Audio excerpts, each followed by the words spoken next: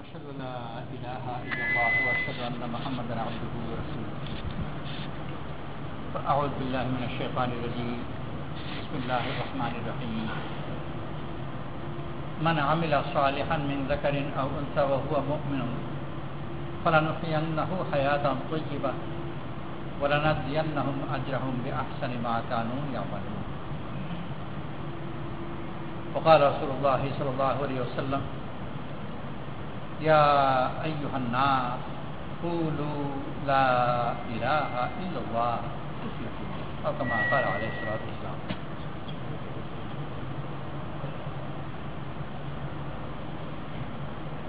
রাসূল করিম সাল্লাল্লাহু আলাইহি ওয়াসাল্লাম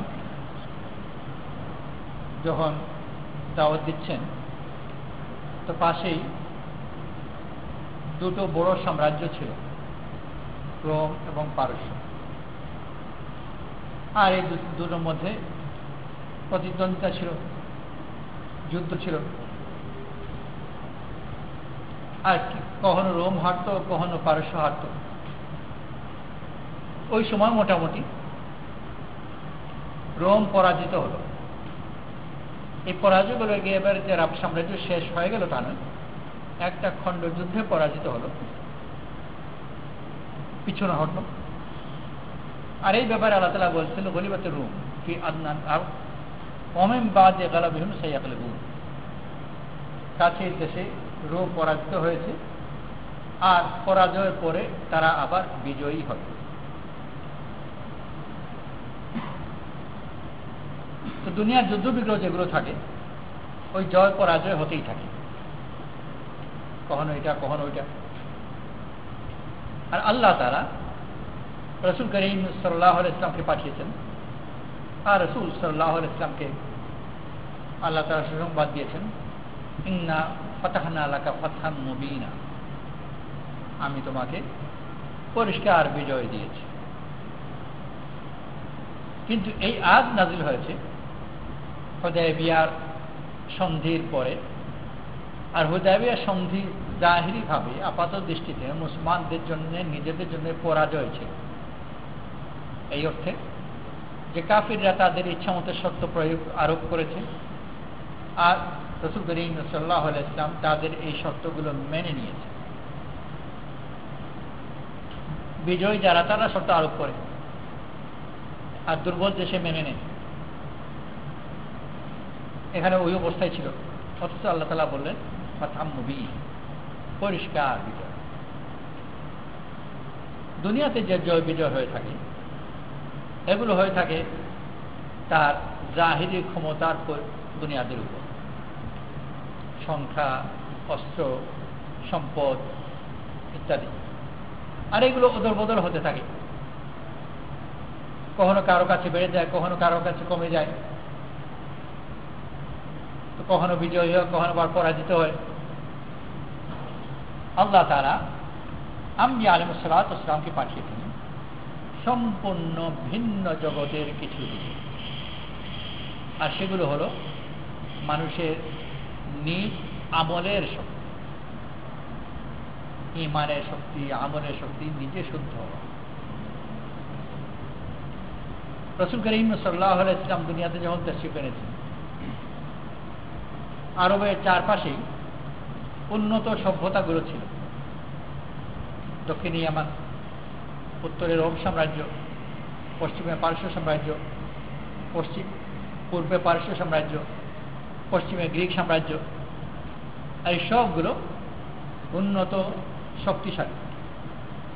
মাঝখানে আরব, তাদের কাছে কিছুই নেই, না রাজনৈতিক শক্তি, না একটা শক্তিশালী রাষ্ট্র, না সংখ্যা, না অস্ত্র, না শিক্ষা, বিজ্ঞান, প্রযুক্তি, সব ব্যাপারে তাদের কাছে কিছুই নেই। আর এর মোকাবিলায় চার পাঁচটা শর্তগুলো আছে। আর আল্লাহ তাআলা রাসূল সাল্লাল্লাহু আলাইহি ওয়াসাল্লামকে, আর রাসূল করিম সাল্লাল্লাহু আলাইহি ওয়াসাল্লামের সঙ্গী হিসাবে সাহাবাদেরকে, যাদেরকে আরব জাতি বলা যেতে পারে, তাদেরকে পাঠালেন এই সম্পূর্ণ দুনিয়ার উপর বিজয়ী হওয়ার জন্য এবং সম্পূর্ণ দুনিয়ার জন্য শিক্ষক হিসেবে। আর তারা কিছুদিনের মধ্যে সম্পূর্ণ দুনিয়ার উপর বিজয়ী হলেন, এখনো বিজয়ী, আর সম্পূর্ণ দুনিয়ার জন্য আজও শিক্ষক। দুটো পার্থক্য কি? এই যে রোম সাম্রাজ্য, পারস্য সাম্রাজ্য, তাদের মধ্যেও মোকাবেলা হতো, কেউ জিতত কেউ হারত, আর আল্লাহ তাআলা আম্বিয়া আলাইহিস সালাতু ওয়াস সালামকেও পাঠালেন। পার্থক্যটা কি?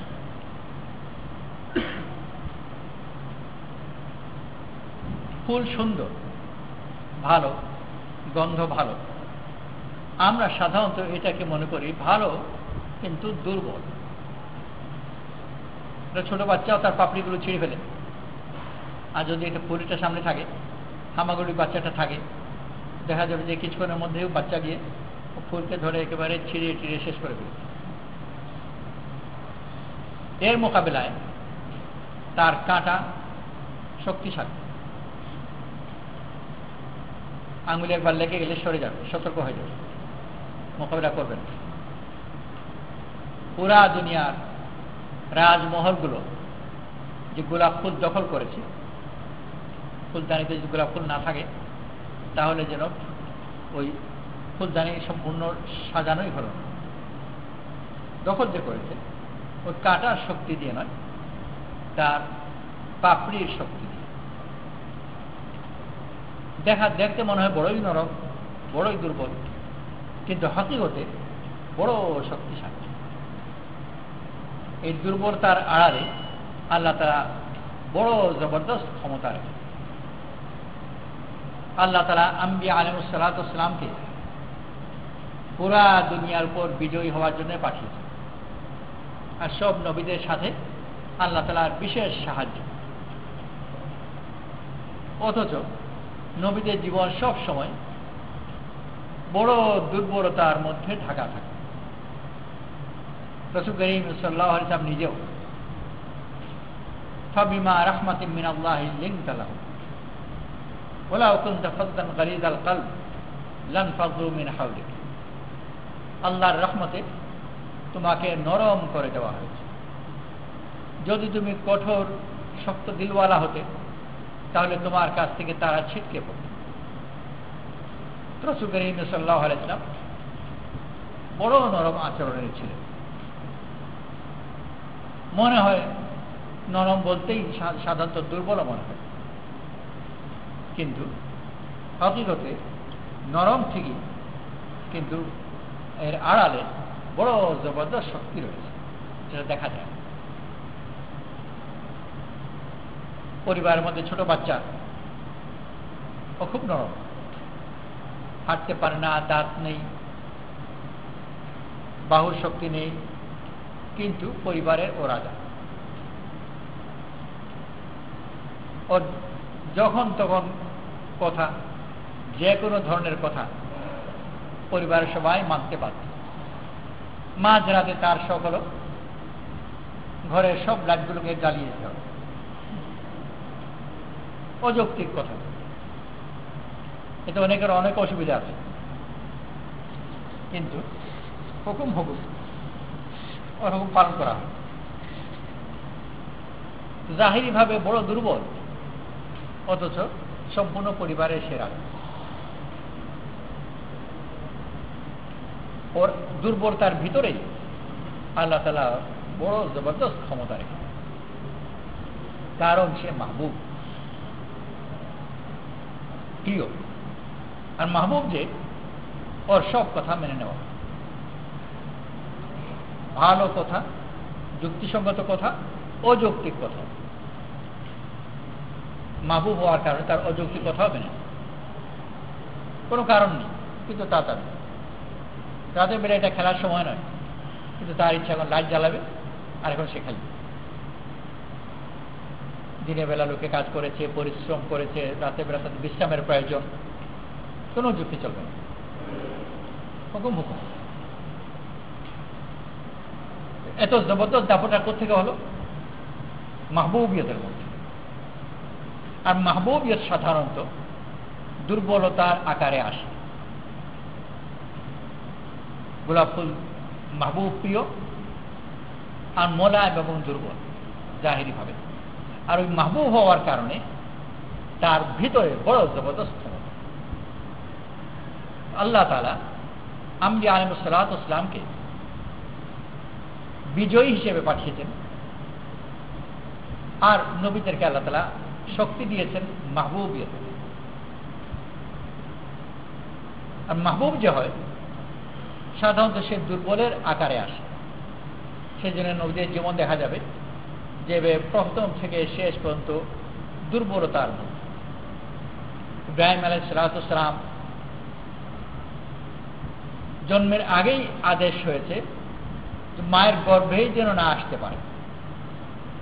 এরকম উদ্ভট আদেশ ইতিহাসে খুঁজে পাওয়া যায়। অপরাধ করার পরে শাস্তি হয়, আর ওনার ব্যাপারে আদেশ হয়ে গেছে যে মায়ের গর্ভেই যেন না আসতে পারে, সেজন্য পুরা ইন্তজামও হয়ে গেছে। কিন্তু কোন রকম করে, প্রচলিত ভাষায় যেরকম বলে বাই চান্স, ঘটনাক্রমে কোন রকম করে বেঁচে গেল, বাই চান্স মায়ের গর্ভে চলে আসা হলো। শব্দ থেকে বাড়িটা সব যায় না, যায় না, কাছে রাখতে হবে।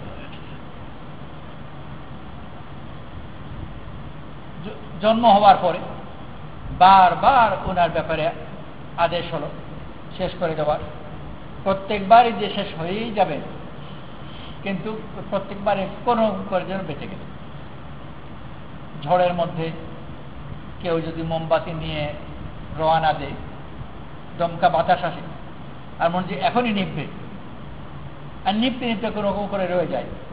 নবীদের জীবন ওরকমই ছিল, ওই বারবার এখনই শেষ হলেই শেষ হল। মুসা আলাইহিস সালাতু ওয়াস সালাম আদেশ হয়েছে জন্মের পরে যেন কতল করে দেওয়া হয়, আর ওই আদেশের পরিপ্রেক্ষিতে অনেক সন্তান কতল হয়েও গেছে। এরকম নয় যে একটা আদেশ কার্যকরী হচ্ছে না, খুব কার্যকরী। অনেক সন্তান কতল হয়েও গেছে, ওনারও হয়ে যাওয়ার কথা। কিন্তু আল্লাহ তাআলা ওনাকে বাঁচাবার জন্য হুকুম দিলেন, যে হুকুম দিলেন ওইটা মরা আরো নিশ্চিত করে বাক্সের মধ্যে ঢেলে তাকে পানিতে ফেলে দেয়। 5 বার যদি যা সম্ভাবনা ছিল তাও গেল। মাও তাই করলেন, পানিতে ফেলে দিলেন। ভাসতে ভাসতে গিয়ে ঘাটে লাগলো। দুনিয়ার কত ঘাট আছে, লাগবে তো লাগবে ফেরাউনের ঘাটে, যেখানে মৃত্যু। আর শুধু ওই যে ঘাটে লাগবে না, রাজা বাদশাহ থেকে সারাক্ষণ নদীর পাশেই বসে থাকে নাকি। কিন্তু আবার ওই কথা, বাই চান্স ফেরাউন তখন নদীর ঘাটেই ছিল, আর ওর হাতেই গিয়ে পড়ল, আর খলিদ ছিল বাচ্চা। সহজ যুক্তি, বনী ইসরাঈলেরই হবে, মৃত্যুর ভয়ে ছেড়ে দিয়েছে। এছাড়া বনী ইসরাঈল জাতি আর কিপ্তি জাতি ভিন্ন, ছোট বাচ্চা ও জাতির পার্থক্যের কারণে চেনা কোনো মুশকিল ছিল। ভিন্ন জাতির চেহারা সুরত ভিন্ন, বনী ইসরাঈল দেখাই যাচ্ছে। ফেরাউন বুঝতেও পারল, আর মেরে ফেলার সিদ্ধান্তও নিয়ে নিল। সিদ্ধান্ত আছেই, ওই ওর আদেশে কত বনী ইসরাঈলের সন্তান হত্যা করা হচ্ছে, ওর হাতে এসে পড়েছে, মারবেই। কিন্তু আবার বাই চান্স মারল। বড় হয়ে যাওয়ার পরে বেরোলেন, ত্যাগ কীর্তি ছেলেকে মেরে ফেললেন। জানাজানি হয়ে গেল, বিচার হলো, আবার হুকুম ওটাকে কতল করতে হবে। বাই চান্স উনি জানতে পেরে পালিয়ে গেলেন। তো সম্পূর্ণ জীবনটাই বাই চান্সের উপরই চলছে।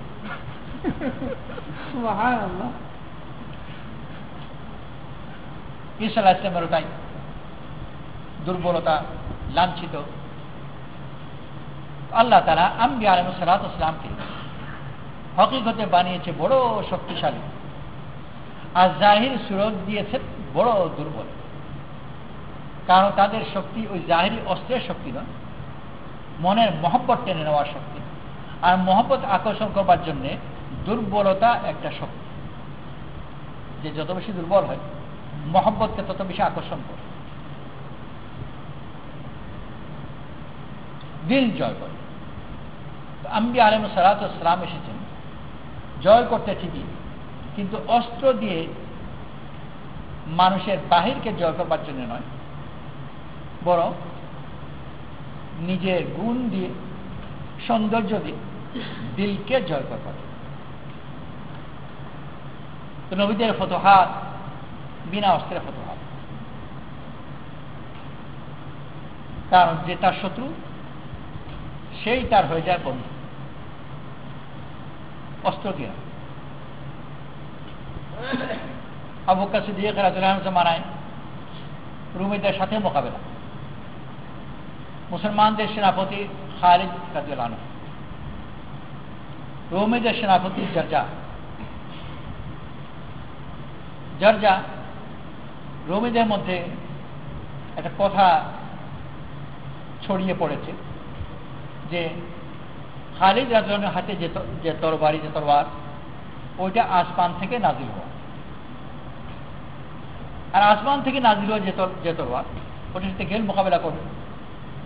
এমনি তাদের মন ভেঙে গেছে, আর সম্পূর্ণ বাহিনীর মধ্যে এই কথাটাই ছড়িয়ে পড়েছে, রাষ্ট্র হয়েছে। যার যা এক আশা সোজা খালিদ রাজার কাছে সেনাপতি, একে একজন যখন অগ্রসর হয়ে আসে তার ধরনটা একটু ভিন্ন, বুঝে যায় মোকাবেলা নয়। কেউ বাধা দিল না, সোজা খালিদ রাজার সামনে এসে দাঁড়ায়, দুই ঘোড়া সামনাসামনি। খালিদ রাজন ঘোড়ার উপর সবার, জারজা ঘোড়ার উপর সবার। জারজা এসে খালিদ রাজনকে সরাসরি কয়টা প্রশ্ন করলেন যে আমি কয়টা কথা জিজ্ঞেস করতে চাই। যে হ্যাঁ করো। এই কথা কি সত্য যে তোমার হাতে যে তলোয়ার ওটা আসমান থেকে এসেছে? খালিদ রাদিয়াল্লাহু বললেন না, আসমান থেকে এই তলোয়ার আসে। রাসূল করিম সাল্লাল্লাহু আলাইহি ওয়াসাল্লাম এই তলোয়ার আমার হাতে দিয়েছেন আর বলেছেন যে কাফিরদের উপরে আমি এই তলোয়ার খুলে দিলাম, কিন্তু তলোয়ার এটা আসমান থেকে আসা তলোয়ার নয়। যার করে যায় যেন পানি এলো, যে বিরাট ভয় ছিল ওটা মোকাবেলা করা যাবে না, এটা দুনিয়ার তলোয়ার, মোকাবেলা তো করা যায়। এই জায়গায় তো সে তার সাহস বেড়ে গেল, কিন্তু মনের উপর বড় জবরদস্ত আসর পড়ল যে একটা মিথ্যা কথা বলে দিলে আসমান থেকে এসে দিল, আমরাও বিশ্বাস করতাম। আর যুদ্ধ তো পরপক্ষকে পরাজিত করা, ভয় প্রদর্শন করা। তো আমাকে ভয় প্রদর্শন না করে আমার সাহস তো সে বাড়িয়ে দিল। এইটা আবার কি ধরনের যুদ্ধ? মনের উপর বড় জবরদস্ত আসরও পড়ল, আর আসর আগে থেকেই ছিল। তারপর জিজ্ঞেস করলো যে ইসলাম কি? আল্লাহ তাআলা রাসূল করিম সাল্লাল্লাহু আলাইহি ওয়াসাল্লামকে পাঠিয়েছেন এক আল্লাহকে মানবার জন্য। আল্লাহ তাআলা রাসূল সাল্লাল্লাহু আলাইহি ওয়াসাল্লামকে দুনিয়ার মানুষের জন্য হিদায়াতের দূত পাঠিয়েছেন। সংক্ষিপ্ত উত্তর দিলেন। মুসলমান কিভাবে হওয়া যায়? সাক্ষ্য দাও যে আল্লাহ এক আর রাসূল করিম সাল্লাল্লাহু আলাইহি ওয়াসাল্লাম আল্লাহর নবী। যা ওখানে কলিমা পড়লেন, আর এতক্ষণ পর্যন্ত সামনাসামনি মুখোমুখি দাঁড়িয়ে কথা বলছিলেন, কলিমা পড়লেন আর ঘোড়া ঘুরিয়ে পাশাপাশি হয়ে গেল, দুই ঘোড়া একসাথে। যুদ্ধ আরম্ভ হলো, দুই সেনাপতি একদিকে। ওটা কি যুদ্ধ হবে? তো তলোয়ার দিয়ে জয় করেননি, নিজের ঈমান দিয়ে, আমাল দিয়ে, সততা দিয়ে দিল জয় করেছে। তো যেভাবে খালিদ রাদিয়াল্লাহু আনহু জারজাকে জয় করলেন, দিল জয় করলেন, তলোয়ারের মোকাবেলা হয়নি। যে তলোয়ার এসেছিল ওনাদের মোকাবেলা করবার জন্য, সেই তলোয়ারই রুমীদের মোকাবেলা করবে। আর জারজা ওখানে শহীদ হলেন, ওই কিছুক্ষণের মধ্যে শহীদ হয়ে গেল। আল্লাহ তাআলা আম্বিয়া আলাইহিস সালাতু ওয়াস সালামকে পাঠিয়েছেন এই তলোয়ারের শক্তি দিয়ে না, বরং হকিকতে তার নিজস্ব একটা শক্তি আছে, এটা দেখা যায় না, বহুত বেশি শক্তিশালী। আর যেটা দিয়ে কেউ যখন জয়ী হয় তার জয় তো স্থায়ী হয়। ওই রাসূল সাল্লাল্লাহু আলাইহি ওয়াসাল্লামকে আল্লাহ তাআলা নাযিল করেছিলেন গলিবাতির রূম ফি আদনাল আরদ ওয়া মিন বাদি গালাবিহিম সায়াগলিবুন। কাছের দেশেই রোম পরাজিত হয়েছে, পরাজিত হওয়ার পরে কিছুদিনের মধ্যে তারা আবার বিজয়ী হল, জয় পরাজয় চলতেই থাকে। কিন্তু আম্বিয়া আলাইহিস সালাতু ওয়াস সালাম যে একবার বিজয়ী হলেন, এরপরে আর কোনো পরাজয় নেই। যেসব দেশে দিন গেল ওইসব দেশে দিন এখনো আছে। কত নাম পরিবর্তন হয়ে গেছে। বর্তমানে আরব দেশগুলোর মধ্যে যে যে নাম যতগুলো আছে, সাহাবারা এই কোনোটা নামই জানতেন না, সিরিয়া না জর্ডান না কিছু, ইউএই, কাতার, ইমারাত, সৌদি আরবিয়া, এর কোনো নাম ছিল না। নাম পরিবর্তন হচ্ছে ঘুরে ফিরে বারবার করে, কিন্তু মালিকানা একজন হয়ে রয়েছে। ওই যেই আসে এসে ওই আল্লাহরই নাম নেয়, রাসূল সাল্লাল্লাহু আলাইহি ওয়াসাল্লামের পথ অনুসরণ করার দাবি করে, আর ওই দাবি ছাড়া সে টিকতে পারবেও না।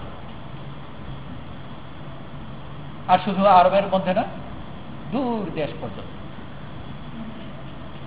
এই যে জয়গুলো হয়েছে কোনো অস্ত্র দিয়ে, নিজে ঈমান আমাল দিয়ে, আখলাক দিয়ে। জাহিরি ভাবে মানুষ কোনো শক্তি দিয়ে জয় করে, প্রতিপক্ষ তার মোকাবেলার জন্য চিন্তা প্রস্তুতি নিতেই থাকে, আজ না হোক কাল, কাল না হোক পরশু, আর তাকে পরাজিত করে ওখান থেকে তাকে তাড়িয়ে দেয়, তার সম্পদ নিয়ে নেয়। আমাদের দেশে ইংরেজরা 200 বছর শাসন করে, কিন্তু শেষ পর্যন্ত যেতেই হলো, সবকিছু ছেড়ে যেতে হবে। তাদের যত সম্পদ ছিল সব রেখে দিয়েছে, জাহিরি ভাবে বাতিনি ভাবে অন্যান্য যে ধরনের হোক না কেন। আমাদের দেশে আগে চা বাগান ছিল না, ইংরেজের চা বাগান টাগান এগুলো করেছে। তো তাদের এই প্রযুক্তি, এই বিদ্যা ইত্যাদি ওগুলো এখনো ব্যবহার করে, আর চা বাগান আছে। চা বাগানে যে পদ্ধতিতে চা লাগাতে হয় তার মধ্যে আছে কিছু অনেকগুলো জানার ব্যাপার আছে। ওই ওরা যেগুলো জানিয়ে গেছে সেই পদ্ধতিতে এখনো চা বাগান লাগায়, কিন্তু ইংরেজদেরকে থাকতে দেয়, নিজেরা মালিক হয়েছে। শাহজালাল রহমতুল্লাহ আলাইহি এসেছেন, উনি কোনো বাগান টাগান কিছুই আনেননি, ওনার মজবুত রাজত্ব টিকে আছে। নিজে বিয়ে শাদী করেননি, কোনো সন্তান ছিল না, খাদিম যারা ছিল তাদের সন্তান আওলাদ ইত্যাদি আছে।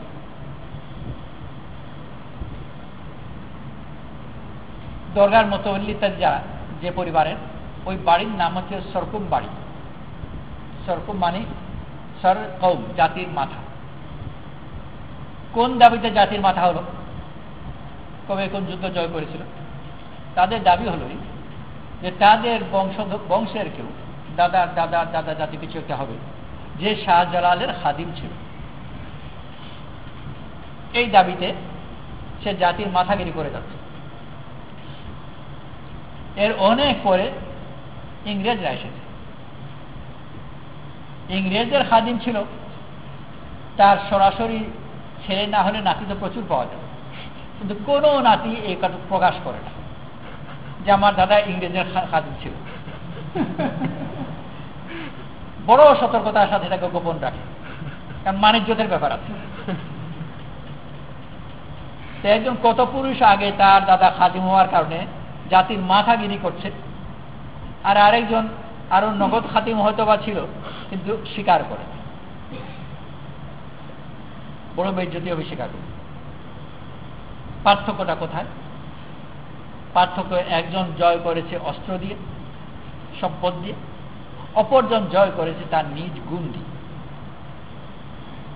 আল্লাহ তাআলা আম্বিয়া আলাইহিস সালাতু ওয়াস সালামকে পাঠিয়েছেন পুরা দুনিয়ার মানুষকে জয় করতে, কিন্তু অস্ত্র দিয়ে পরাজিত করা নয়, বরং গুণ দিয়ে তাকে আপন করে নাও।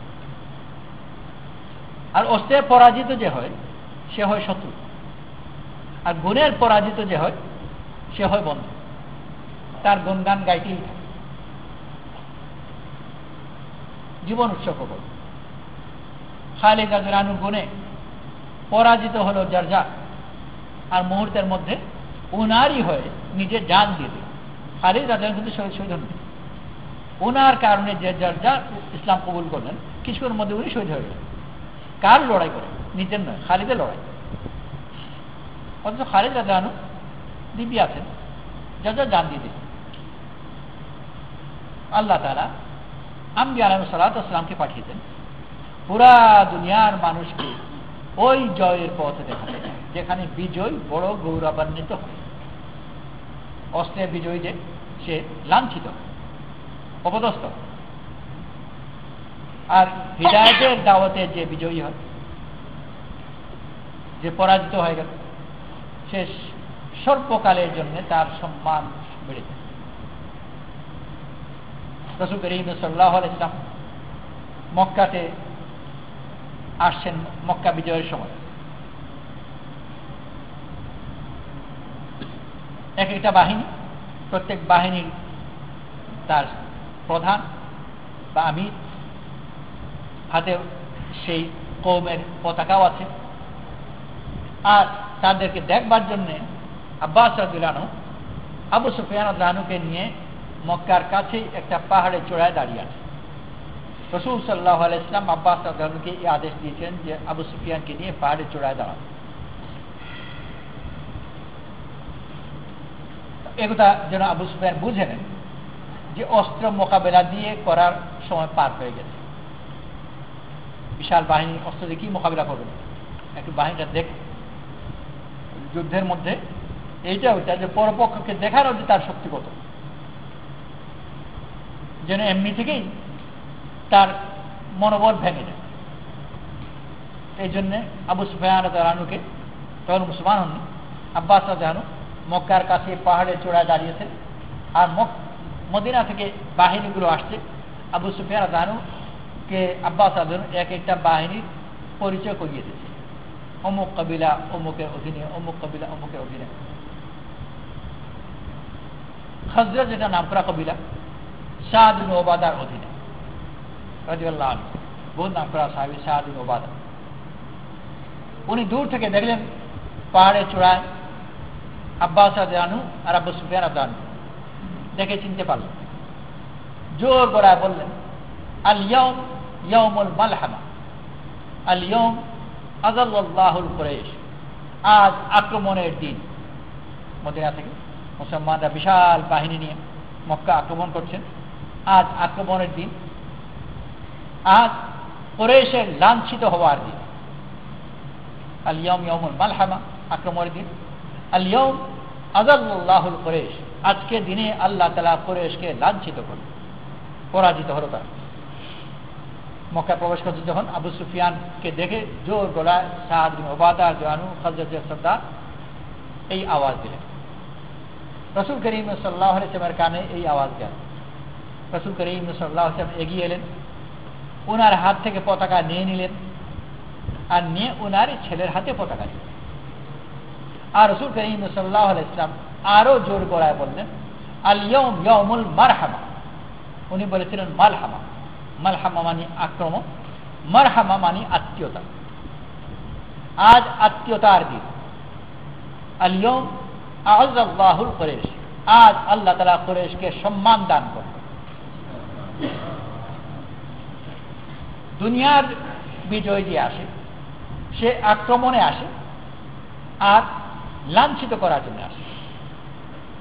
আর নবীরা যে এসেছেন তারা সম্পর্ক স্থাপনের জন্য এসেছেন আর সম্মান দানের জন্য এসেছেন। মক্কার জন্য যে কথা সত্য, পুরা দুনিয়ার জন্য ওই একই কথা সত্য। পরবর্তীকালে সাহাবারা গিয়েছেন বিভিন্ন দেশে, ইয়ামানে, রোমে, পারস্যে, গ্রিসে, গ্রিস সাম্রাজ্যের মিশর ইত্যাদি গ্রিস সাম্রাজ্যের অংশ ছিল। আর সব জায়গায় তারা তাদেরকে আক্রমণ করবার জন্য যাননি, বরং তাদেরকে আপন করে নেওয়ার জন্য। আক্রমণের মেজাজ ভিন্ন, আর আপন করার, ভালোবাসার সম্পর্ক স্থাপনের মেজাজ ভিন্ন। সিরিয়ার অঞ্চল আজকাল হামাসে মুসলমানরা ছিলেন। 2 বছর আগে হামাস মুসলমানদের দখলে এসেছে, আর গত 2 বছর পর্যন্ত তারা জিজিয়া দিয়েছেন। জিজিয়ার শর্ত হল যুদ্ধের বিনিময়ে নিরাপত্তার জন্য। ওটা জাতি সে যুদ্ধে অংশগ্রহণ করে, এটা তার নিজ নিরাপত্তা বাহিনীতে অংশ নেয়, সামরিক বাহিনীতে। আহলে কিতাব তারা সামরিক বাহিনীতে তারা অংশ নিত না, কিন্তু তাদের নিরাপত্তার জন্য ট্যাক্স দিত। যে মুসলিম বাহিনী আছে সেই বাহিনীকে ট্যাক্স দিত, যাতে ওরা আমাদের পক্ষে প্রয়োজন হলে লড়বে। 2 বছর পর্যন্ত তারা ট্যাক্স দিয়েছে, জিজিয়া। এরপরে এসেছে কাদসিয়ার যুদ্ধের ঘটনা। কাদসিয়া যুদ্ধ বড় যুদ্ধ ছিল, বড় মোকাবেলা ছিল। মুসলমানদের সম্পূর্ণ শক্তি ওখানে ঢালার প্রয়োজন। যেখানে যেখানে বাহিনী আছে সব জায়গা থেকে তুলে এনে কাদসিয়ার দিকে পাঠানো হতো। হামাসে যে বাহিনী ছিল ওইটাকেও কাদসিয়া পাঠানোর প্রয়োজন। কিন্তু কথা হলো, হামাসে যে বাহিনী ওখানে ঢাকা আছে, যদি ওখান থেকে বাহিনী তোলা হয় তাহলে এরা বিদ্রোহ করতে পারে। তো বাকি মুসলমান যারা আছে এদের জন্য বিপদ, এটা সমস্যা। এদেরকে ওখান থেকে বাহিনী যদি সরিয়ে নেওয়া হয়, আশেপাশে অন্য কম এদের উপর আক্রমণ করতে পারে, এটাও আরেক বিপদ। আর মুসলমানদের এতদিন দায়িত্ব ছিল তাদের নিরাপত্তা, বাহিনী সরিয়ে সেই নিরাপত্তা থাকবে না। ওরা যে ট্যাক্স নিল, এখন অন্য কেউ যদি আক্রমণ করে তাহলে মুসলমানদের তো ওয়াদা খেলাফ হয়ে যাবে, বড় সমস্যা। কি করা যায়?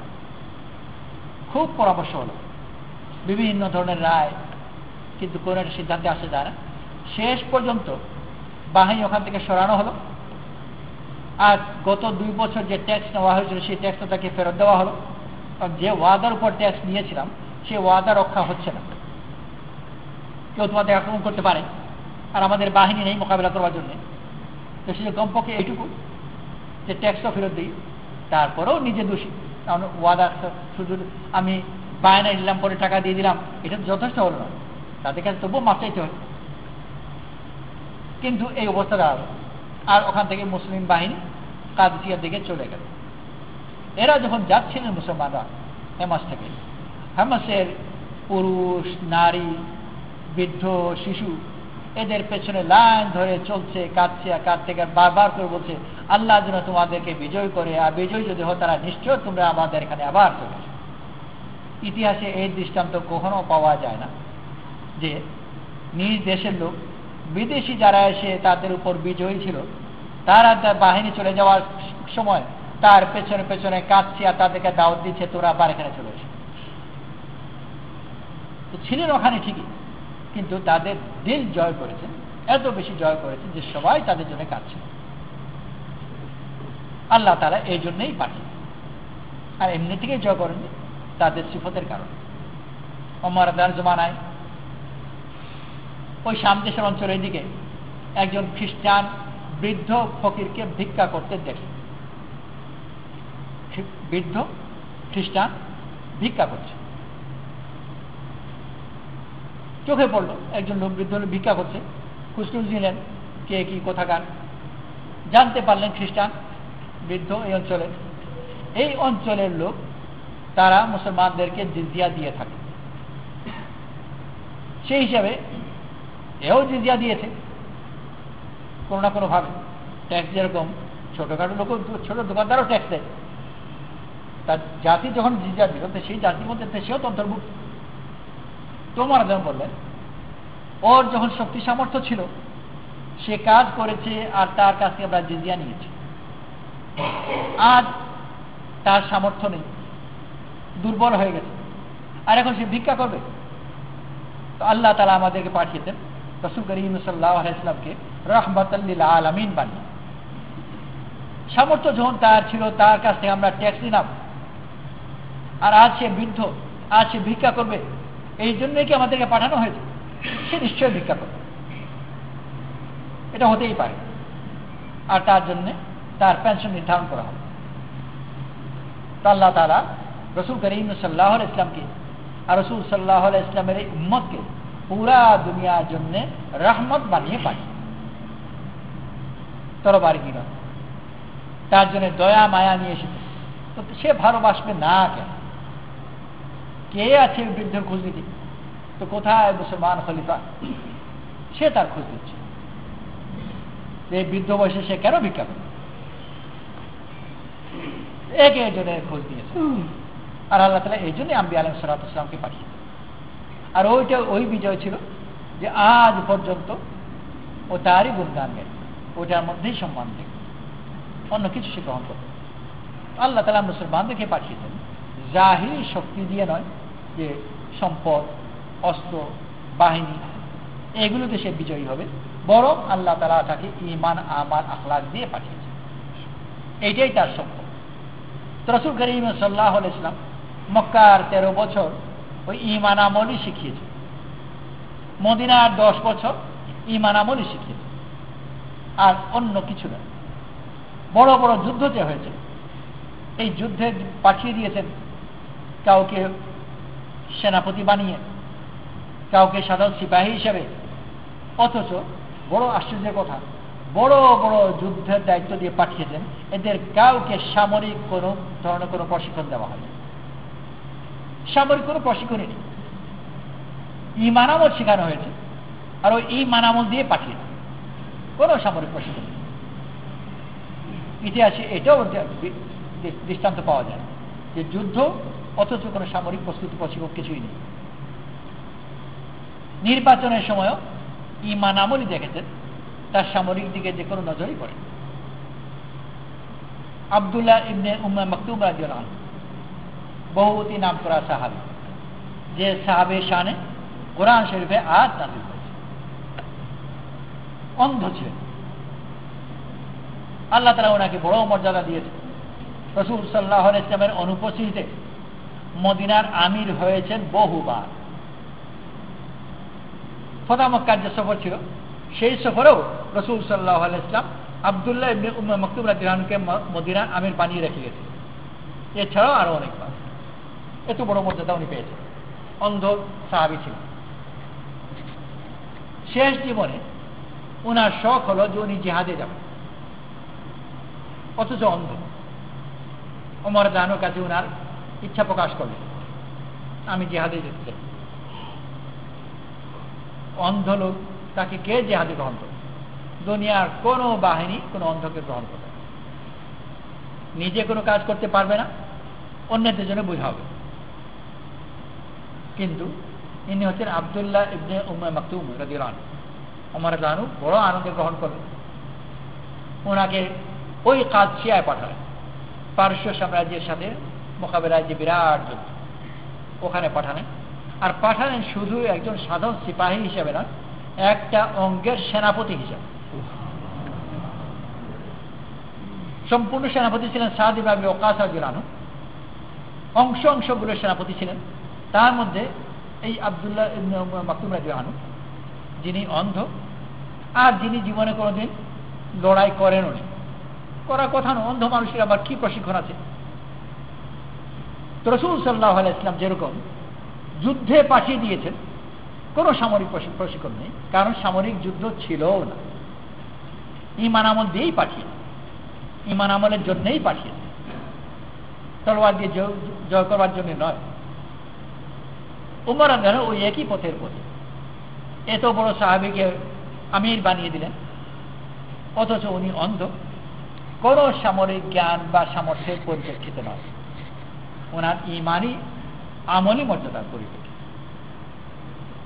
আর আমিরের বিভিন্ন দায়িত্বের মধ্যে এটাও দায়িত্ব যে আমির নির্দেশনা দেবে যে কোন দিকে বাহিনী অগ্রসর হবে। ওনার হাতে ফ্ল্যাগ ছিল। ওই জমানা তো মানুষ পথের মধ্যে সবার মাথা তো দেখা যায় না, ফ্ল্যাগ দেখে দেখে চলতে হবে। আজকাল মিনায় রমির জন্য যাওয়ার জন্য সব হজের কাফিলাগুলো কোনো লাঠির উপর তার বদনা টদনা দিয়ে একটা ফ্ল্যাগ বানায়, তো ওই দেখে দেখে বাকি জমাতে সবাই চিনে যে আমাদের জমাতে ওই দেখানো যাচ্ছে, ওইভাবে ফ্ল্যাগ নিয়ে চলতে হবে। এই ফ্ল্যাগের দায়িত্ব আব্দুল্লাহ ইবনে উম্মে মাকতুম রাদিয়াল্লাহু আনহু, ওনার হাতে ফ্ল্যাগ, যিনি নিজে অন্ধ। কি আশ্চর্য কথা! যুদ্ধে বাহিনী পরিচালনা করা, পথ দেখানো কোন দিকে অগ্রসর হবে, এমন ব্যক্তির হাতে ফ্ল্যাগ দেওয়া হয়েছে যে নিজে অন্ধ। ওই অবস্থায় উনি লড়লেন। আল্লাহ তাআলা ওনার অধীনে তাদেরকে ফতহ দিলেন, নিজে শহীদ হলেন। ওনার সব ইচ্ছাই পূর্ণ। জিহাদে যেতে চেয়েছিলেন, শহীদ হতেছিলেন, সেটাও আল্লাহ তাআলা দিলেন। আর ওনার নেতৃত্বে আল্লাহ তাআলা বাহিনীকে ফতাও দিলেন। ঈমান আমল নিয়ে, এমনকি যুদ্ধের ময়দানেও সামরিক বিবেচনা কোনো গুরুত্ব ছিল না, ঈমান আমলের বিবেচনা ছিল। ওই যুদ্ধের মধ্যেই, কাদসিয়ার যুদ্ধে, একজন সাকাফি রাদিয়াল্লাহু আনহু ছিলেন, মদ খেতেন। মদ খাওয়ার কারণে সাদ ইবনে আবি ওয়াক্কাস রাদিয়াল্লাহু আনহু ওনাকে যুদ্ধে শরীক করেন। দুনিয়ার বাহিনীতে মদ খায় না কি খায় ওটা দেখবার ব্যাপার না, বরং ভালো ভালো যোদ্ধা যারা, তারা সাধারণত মাতালি হয়ে থাকে। কারণ এটাও বলা হয় যে এই মাতার অবস্থায় সাহস বেশি থাকে, মরছে না মারছে কিছু বুঝেও না, যেরকম রাস্তায় অ্যাক্সিডেন্ট বেশি করে, সাহস বেশি। তো যুদ্ধের ময়দানও তাই করবে, এটাই দুনিয়ার নিয়ম। অথচ ওনাকে সাদ ইবনে আবি ওয়াক্কাস রাদিয়াল্লাহু আনহু বাহিনীতে শরীক হতে দিলেন না। নাম করা যোদ্ধা ছিল, কিন্তু মদ খেতেন। মদ খাওয়ার কারণে ওনাকে শরীক হতে দেন। আল্লাহ তাআলা পরবর্তীতে ওনাকে পালিয়ে গিয়ে জবরদস্ত লড়াই লড়লেন, আল্লাহ তাআলা ওনাকে ফতোয়া দিলেন। আর যখন সাদ ইবনে আবি ওয়াক্কাস রাদিয়াল্লাহু আনহু জানলেন যে ওনার কারণেই ফতোয়া হয়েছে, আল্লাহ তাআলা সাদ ইবনে আবি ওয়াক্কাস রাদিয়াল্লাহু আনহু মনের মধ্যে ঢাললেন যে যার হাতে এত বড় ফতোয়া হয়, আমি তাকে আর শাস্তি দেব না। ওনাকে দুর্রা মারা হতো মদ খাওয়ার কারণে, শরীয়ত হুকুম ছিল। সাদ বললেন ওর মুআমালা আল্লাহর সাথে।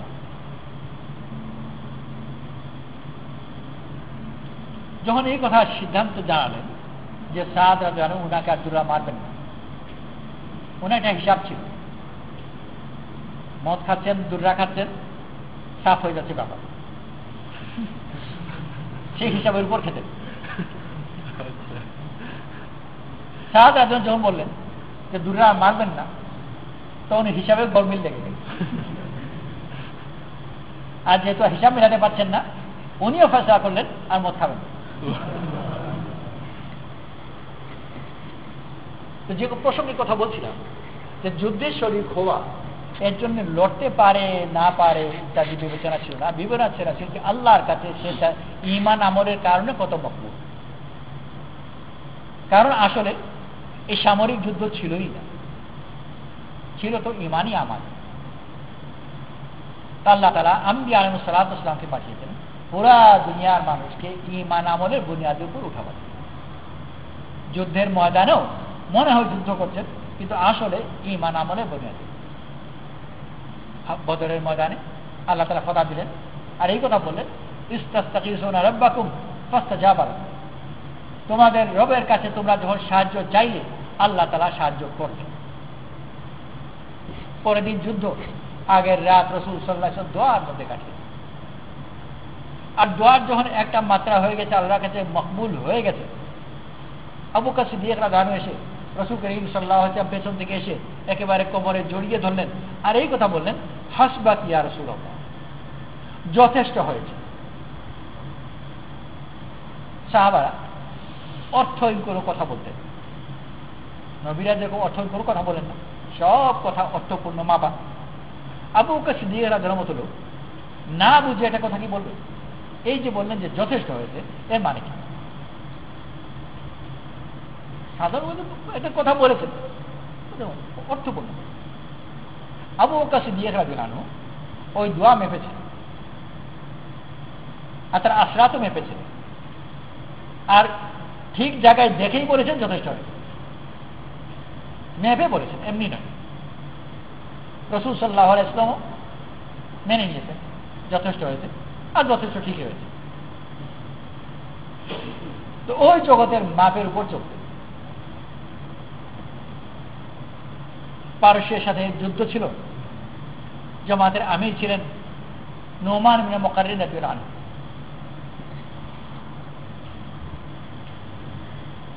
বাহিনীকে বলে রেখেছিলেন যখন তাকবীর দেব ওযু করে প্রস্তুত হবে, দ্বিতীয় তাকবীরে অস্ত্র হাতে নেবে, তৃতীয় তাকবীরে আক্রমণ করবে। প্রতিপক্ষ ইরানিরা তারা আক্রমণ করে দিয়েছে, আর নোমান ইবনে মুকাররিন রাদিয়াল্লাহু আনহু উনার আক্রমণের শেষ তাকবীর যেটা ওটা দিচ্ছেন, দেরি করছেন। আর এই তাকবীর না দেওয়ার কারণে মুসলমানরা আক্রমণ করতে পারছেন না, অথচ তারা আক্রমণ করে দিয়েছে। একতরফা মার খেয়ে যাচ্ছে, মুসলমানরা অস্থির হয়ে গেছে। তারা জলদি করে বাঁধেকে আক্রমণের অনুমতি দিন, কিন্তু উনি দিচ্ছেন না, দেরি করছেন। বেশ কিছু দেরি করার পরে এবং মুসলমানদের বেশ কিছু ক্ষতিও হয়ে যাওয়ার পরে উনি তাকবীর দিলেন, আর আল্লাহ তাআলা মুসলমানদেরকে সাথে সাথে ফাতাও দিলেন। তাকবীর দিলেন, আক্রমণ করলেন, আর খুব দ্রুত ফাতা হয়ে গেল। পরে যখন ওনাকে জিজ্ঞেস করলো যে আপনি তো দেরি কেন করলেন, উনি বললেন যে আমরা রাসূল করিম সাল্লাল্লাহু আলাইহি ওয়াসাল্লামের সাথে জিহাদ করেছি, ওই মুহূর্তকে চিনি যে মুহূর্তে আল্লাহ তাআলার নুসরত নাজিল হয়। আমি সেই মুহূর্তের অপেক্ষা করছিলাম, যখন দেখলাম যে নুসরত সাহায্য এসে গেছে তখন যুদ্ধের আদেশ দিলাম, সাথে সাথে কথা হয়ে গেল। ওটাকে চিনতেন এবং সেই মাপের উপর চলতেন। আল্লাহ তাআলা আমাদেরকেও পাঠিয়েছেন পুরা দুনিয়ার মানুষকে ঈমান আমলের পথ দেখাবো। আমরা নিজেরাও ঈমান আমলের পথ দেখব, আর পুরা দুনিয়ার মানুষকে এই পথে দেখাবো। আজ এই পথ থেকে দূরে সরে যাওয়ার কারণে গোটা মানব জাতি বড় মুসিবতের মধ্যে পড়ে গেছে। আখিরাতের বড় মুসিবত তো আছেই, দুনিয়ার এই জীবনে মুসিবতের মধ্যে ধন দৌলত টাকা পয়সা সব কিছু থাকার পরেও মুসিবতই মুসিবতের মধ্যে। আর আল্লাহ তাআলা আমাদেরকে দায়িত্ব দিয়েছে গোটা মানব জাতিকে উদ্ধার করা। যদি এই দায়িত্ব পালন না করি কত বড় অপরাধ। একজন ওঝা কি অর্থহীন আবল তাবল কিসব মন্ত্র শিখেছে, চিৎকার করে কিসব মন্ত্রতন্ত্র গায়, দাবি করে সাপের বিশ্বে নামায়। আল্লাহ জানে কতটুকু সত্য হতেও পারে। সে তার নিজের ধর্ম কি তা ভালো করে জানে না। যে গুরুর কাছে সেই মন্ত্রগুলো শিখেছে তার ধর্ম কি বিষয় কি কিছুই জানে না, অন্ধকারের মধ্যে আছে। কিন্তু একটা তার প্রতিজ্ঞা যে এই মন্ত্র যে আমি পেলাম, এটা জ্ঞান যে আমি অর্জন করলাম, এই জ্ঞানের দাবি হচ্ছে যদি খবর পাই কাউকে সাপে দংশন করেছে, এই খবর পাওয়ার পরে এটা আমার উপর নীতিগতভাবে আমার দায়িত্ব হয়ে গেল তার কাছে যাওয়া এবং তার বিষ ঝাড়া। সে আমার কাছে আসুক, তার কেউ এসে দাওয়াত করবে, যাওয়ার ভাড়া দেবে, নৌকার বন্দোবস্ত করে দেবে, কিছুই তার দায়িত্ব আছে, আমার দায়িত্ব। কিসের কি কারণে? যে আমি যে এই মন্ত্র শিখেছি এই মন্ত্রের দাবি যে আমি কোথাও যদি সংবাদ পাই কাউকে সাপে দংশন করেছে, নিজ ঠেকায় তার কাছে যেতে হবে, রাত হোক দিন হোক বর্ষা হোক কাদা হোক, এবং সে যাবে। একটা মন্ত্র শিখল, সেই মন্ত্রের অর্থ কি সে নিজেও জানে না, সেই মন্ত্রের দাবি সে এরকম আদায় করে যে সংবাদ পেলে চলে যায়, তাকে কি বাঁচাতে হবে? আল্লাহ তাআলা আমাদেরকে এত বড় কলিমা শিখালেন, এই বড় কলিমা কি কোনো দাবি নেই? দুনিয়ার মানুষ অন্ধকারের মধ্যে ডুবে আছে, জাহান্নামের পথে যাচ্ছে, আর কলিমাওয়ালা তার নিজ ঘরে বসে আছে, সে মনে করে কলিমার তার কাছে কোনো দাবিই নেই। কত বড় জুলুমের কথা! আল্লাহ তাআলা আমাদেরকে বহুত বড় কলিমা দিয়ে পাঠিয়েছেন, আর এই কলিমার দাবি হলো যে দুনিয়ার একজন মানুষের যেন গুমরাহির মধ্যে না থাকে। যদি সংবাদ পায় কেউ কোনো গুমরাহির পথে আছে, নিজ ঠেকায় তার কাছে যেতে হবে, গিয়ে তাকে উদ্ধার করতে হবে। এই জন্য ভাই আল্লাহর পথে বেরোয় পুরা দুনিয়ার মানুষকে উদ্ধার করবো, কলিমার হক আমি আদায় করবো, এই ব্যাপারে প্রতিজ্ঞা করবো। ঠিক আছে ইনশাআল্লাহ? এই জন্য 3 চিল্লার জন্য আল্লাহর পথে বেরোবো, আর বেরোয় আমি এই কলিমার হক আদায় করবার চেষ্টা করবো। সবাই নিয়ত করি ইনশাআল্লাহ। ছাত্র যারা আছি ফাইনাল পরীক্ষার পরে ইনশাআল্লাহ 3 চিল্লার জন্য চলে যাবে, গেছে ইনশাআল্লাহ? এই বছর যাদের ফাইনাল পরীক্ষা হয়ে যাবে, আগামী 12 মাসের মধ্যে যাদের ফাইনাল পরীক্ষা হয়ে যাবে, অর্থাৎ 12 মাসের মধ্যে আমি 3 চিল্লার জন্য বের হয়ে যাব, তারা বিসমিল্লাহ করে দাঁড়ায়, যাদের এই বছর ফাইনাল হয়ে যাবে। আর দাঁড়ায় বিসমিল্লাহ। দাঁড়াও, যারা ফাইনাল ইয়ারে আছে আরো দাঁড়াও, যারা যারা ফাইনাল ইয়ারে যারা যারা আছে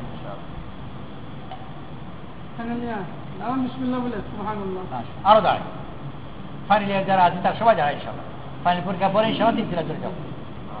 মাশাআল্লাহ, আরো দাঁড়ায়। মাশাআল্লাহ, নাম লেখা নাম নাকি আরো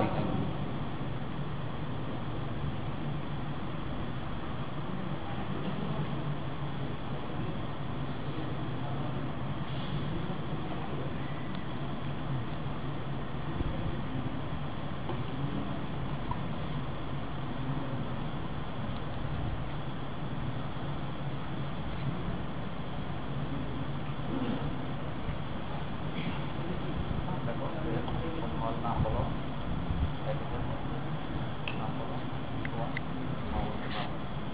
তোমার নাম বলো। ওর নাম রায়হান, কোন ডিপার্টমেন্ট?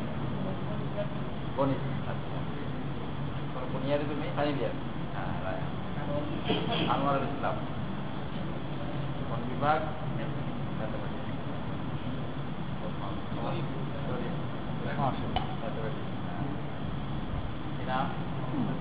মোহাম্মদ সাজিদুজ্জামান, কোন ডিপার্টমেন্ট? পরিসংখ্যান। পিছনে তোমার কি নাম? আব্দুল্লাহ। আব্দুল্লাহ কোন ডিপার্টমেন্ট? হ্যাঁ, তোমাদের নাম লেখা হয়ে গেছে? নাম লেখা হয়ে যাচ্ছে পিছনে কি নাম?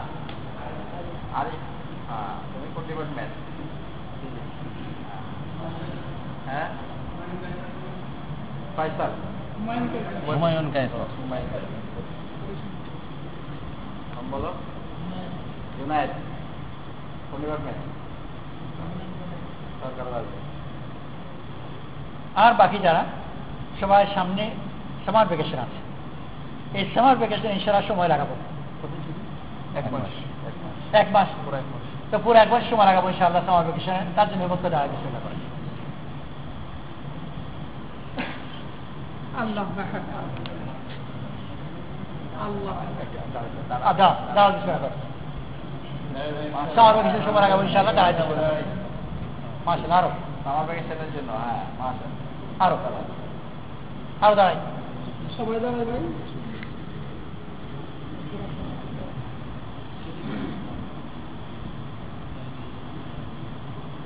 Summer vacation. আরো দাঁড়াও, আরো দাঁড়াও, যারা সামার ভ্যাকেশন পুরো ছুটি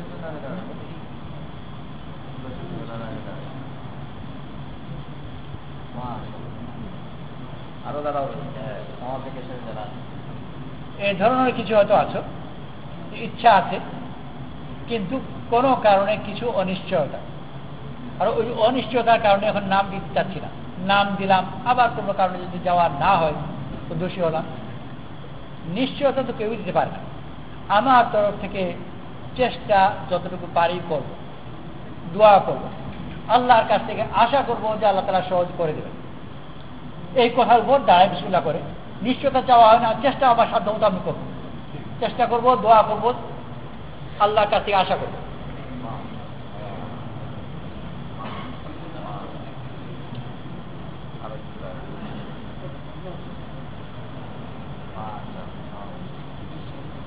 আরো আরো দাঁড়াও ভাই। আরো দাঁড়াই। আলাদা হ্যাঁ, একটু ওই কোণায় চলে যাও। তোমরা ওই যে ওই কোনায় চলে যাও, একটু মেহরবানি করে ওইদিকে যাও, ওইদিকে নাম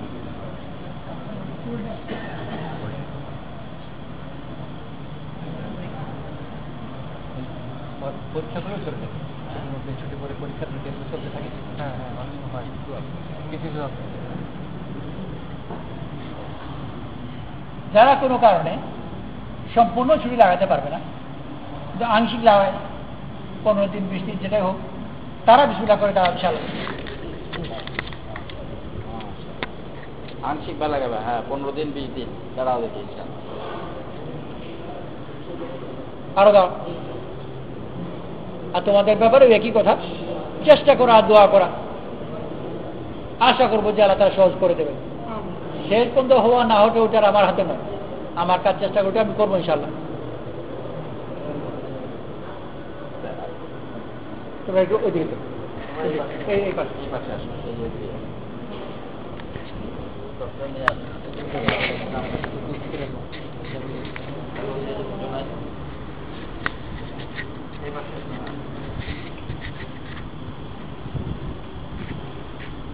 আরো মজমা এরকম কিছু হয়তো পাচ্ছো যে ছুটির সময় যেতে পারছো না পরীক্ষার কারণে, হয় ছুটির ভিতরেই পরীক্ষা আর না হয় ছুটির পরপরই পরীক্ষা, এই জন্য আসো নাকি?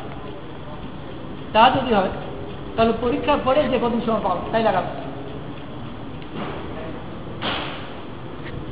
এরকম কে কে আছে? আরো দাঁড়াও, পরীক্ষার পরে লাগাবো। পরীক্ষার কারণে ছুটির সময় পাচ্ছ না, তো পরীক্ষার পরে লাগাবো যতটুকু সম্ভব। আরো দাঁড়াও দাঁড়াও,